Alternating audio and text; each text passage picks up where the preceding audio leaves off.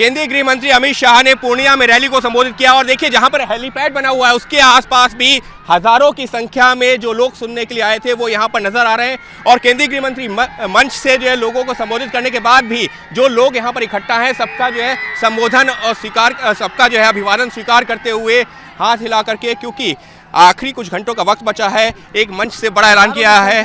तो अमित शाह जी, घुसपैठियों की इतनी बड़ी जो यहाँ चुनौती है उसको किस तरह से आप डील करेंगे एज ए गृह मंत्री?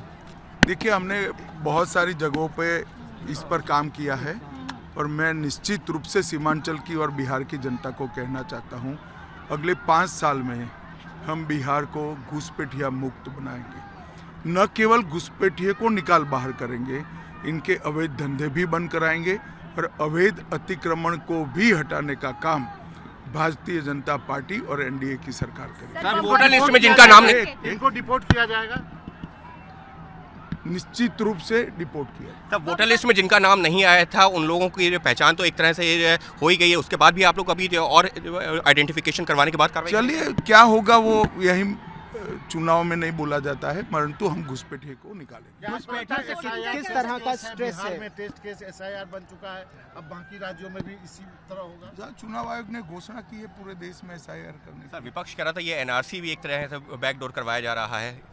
चलिए, विपक्ष की तो कई सारी टिप्पणियां हैं। सर, जो घुसपैठियों का खतरा है वो किस तरह से सीमांचल को बहुत बुरी तरह प्रभावित कर रहा है? पूरे देश के लिए प्रभावित कर सकते। मैं देश की जनता को कहना चाहता हूँ, किसी भी राज्य का सीएम या देश का पीएम कौन हो, वो निर्णय इस देश के नागरिक न हो ऐसे लोग करेंगे क्या?